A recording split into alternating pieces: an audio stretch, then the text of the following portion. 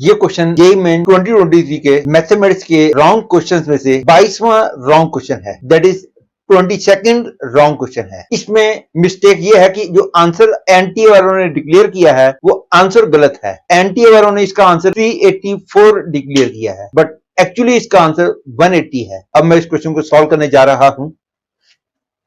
ये 8 अप्रैल evening shift का question है। इस क्वेश्चन में कहा गया है R is the set of elements A, B, C, D, E.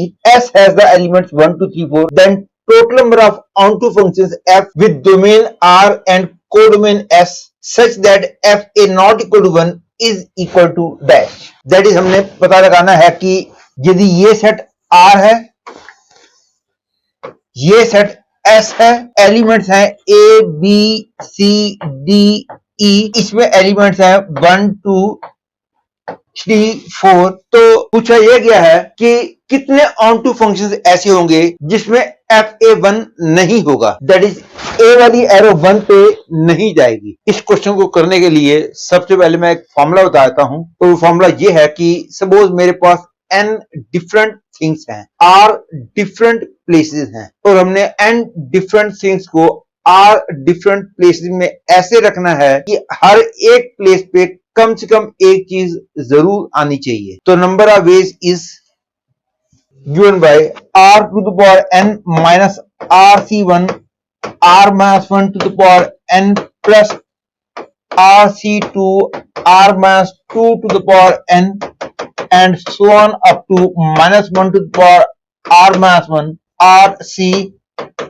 r minus 1। Again बता रहा हूं कि n डिफरेंट थिंग्स हैं और r डिफरेंट प्लेसेस हैं, और हम n डिफरेंट थिंग्स को r डिफरेंट प्लेसेस में रखने जा रहे हैं कि हर एक प्लेस पे कम से कम एक चीज तो जरूर आनी चाहिए। तो ऑब्वियसली इसका मतलब है कि n की वैल्यू r से तो बड़ी ही होगी, अदरवाइज ये ऑपरेशन इम्पॉसिबल हो जाएगा। क्लियरिटी के लिए पहले मैं थोड़ा सा छोटा क्वेश्चन कर लेता हूं।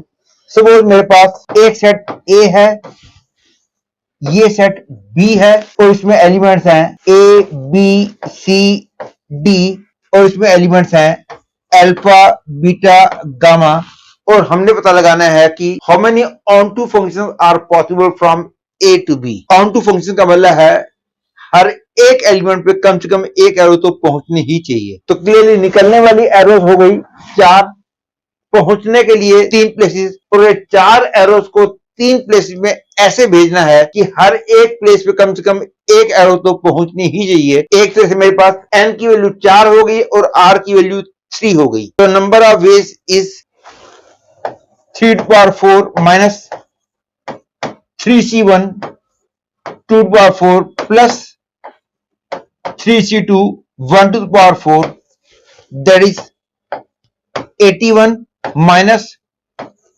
48 plus 3, that is 36। मतलब यदि डोमेन में 4 एलिमेंट हो, कोडोमेन में 3 एलिमेंट हो, तो number of onto function जो है वो 36 होंगे। टू डू दिस क्वेश्चन मैं पहले पता लगाऊंगा कि कितने ऑन टू फंक्शन पॉसिबल हैं from the set R to the set S, और उसमें से मैं उतने ऑन टू फंक्शंस सब्ट्रैक्ट कर दूंगा जिसमें fa की वैल्यू 1 है, तो बाकी सब में fa की वैल्यू नॉट इक्वल टू 1 हो जाएगी। तो पहले मैं पता लगाने जा रहा हूं कि total number of onto functions कितने होंगे। ये क्लियर है, यहाँ पे n की वैल्यू 5 है और r की वैल्यू 4 है, क्योंकि मेरे को इन 5 एरोस को इन 4 प्लेसेस में भेजना है कि हर एक प्लेस पे कम से कम एक एरो तो पहुंचनी चाहिए। To find the number of onto function, ये क्लियर है, यहाँ पे n की वैल्यू 5 है और r की वैल्यू 4 है।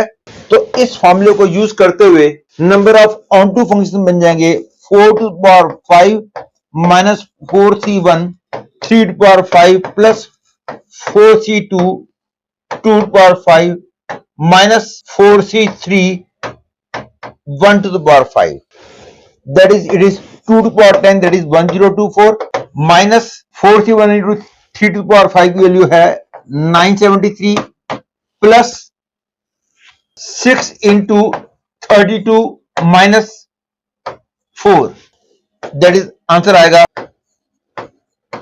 240। तो 240 onto functions are possible from set R to set S।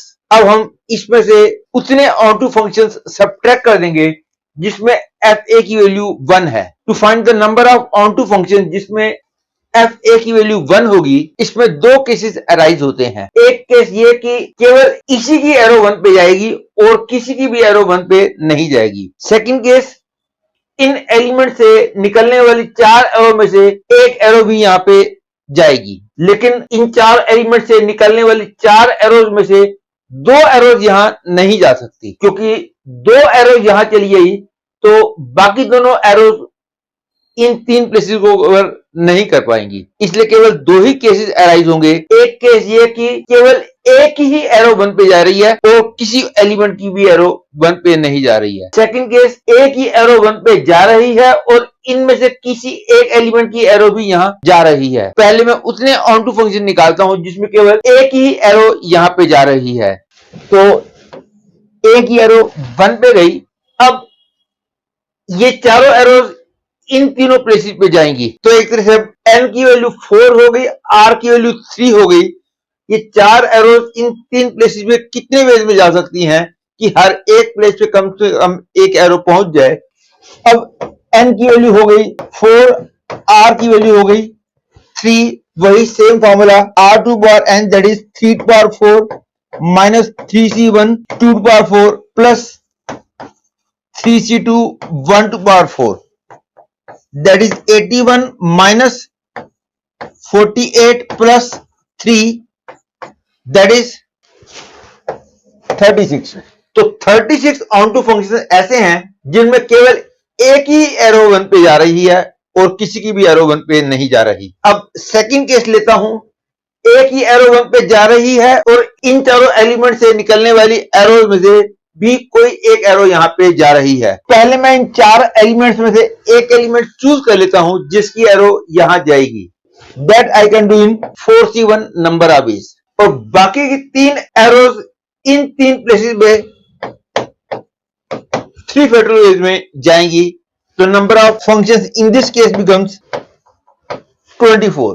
तो 36 प्लस 24 ये वो ऑन टू फंक्शंस हैं जिनके लिए एफ ए की वैल्यू 1 होगी। तो इन फंक्शंस को मैं total number of onto functions में से सब्ट्रैक्ट कर देता हूं। तो 240 minus 36 plus 24 is 60, that is 180 हो गया। तो 180 onto functions are there in which F A is not equal to 1। एंटी वालों का आंसर जो 384 है वो तो किसी भी सेंस में करेक्ट नहीं हो सकता, क्योंकि total number of onto functions ही 240 हैं, तो 384 तो वैसे ही गलत हो गया। Therefore, the correct answer of this question is 180.